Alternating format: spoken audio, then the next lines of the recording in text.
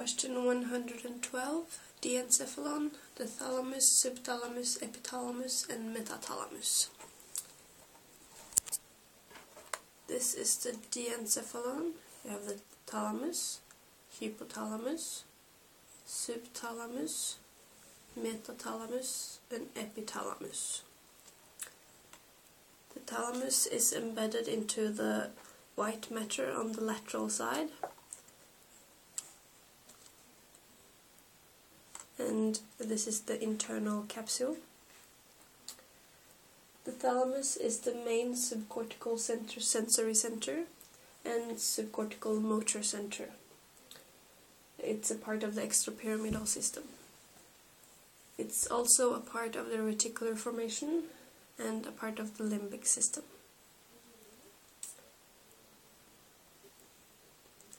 Superiorly, the thalamus is related to the caudate nucleus, which is here, and it is separated from it by a stria terminalis containing thalamostriate vein. The superior surface of the thalamus forms the floor of the lateral ventricles. Medially to the thalamus you have the roof of the third ventricle, and the attached portion of the roof of the third ventricle is named stria medullaris thalami. And posteriorly this terminates in the habenular trigon. See here, thalamus, stria medullaris thalami, habenular trigon.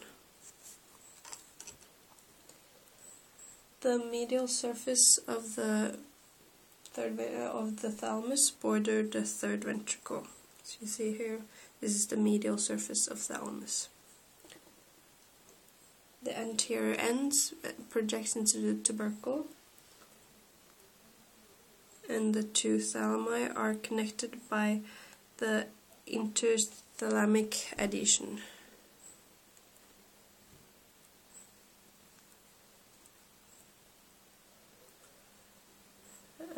Posterior end of the thalamus is expanded and called the pulvinar. The internal structure of the thalamus, you have the gray matter is subdivided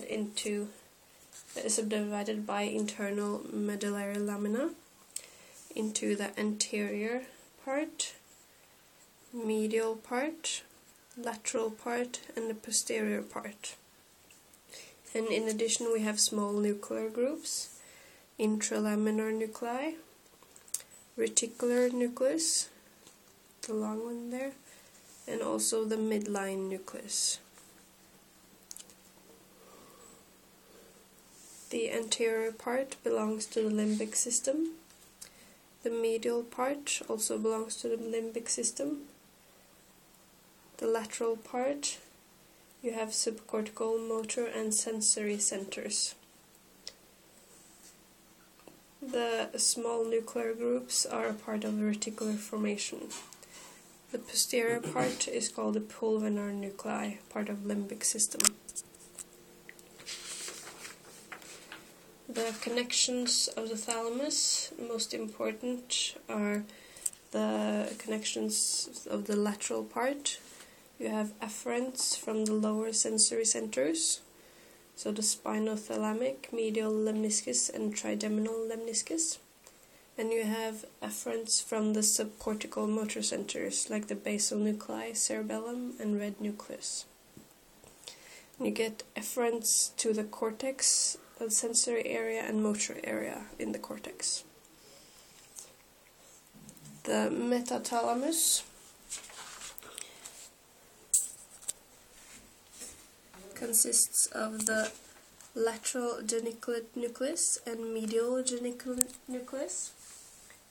The medial geniculate nucleus is the subcortical auditory center, and the lateral geniculate nucleus is the subcortical visual center. The epithalamus is a part of the limbic system,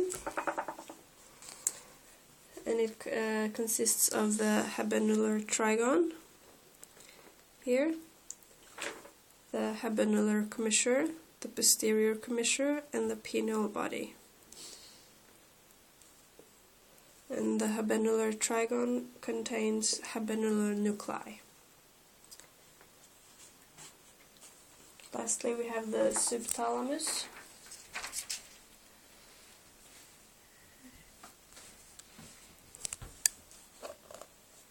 Here you can see the subthalamic nucleus and zona incerta. And the subthalamus is a subcortical motor center, a part of extrapyramidal center. The epithalamus is a part of the limbic system. And the metathalamus is a main subcortical sensory center.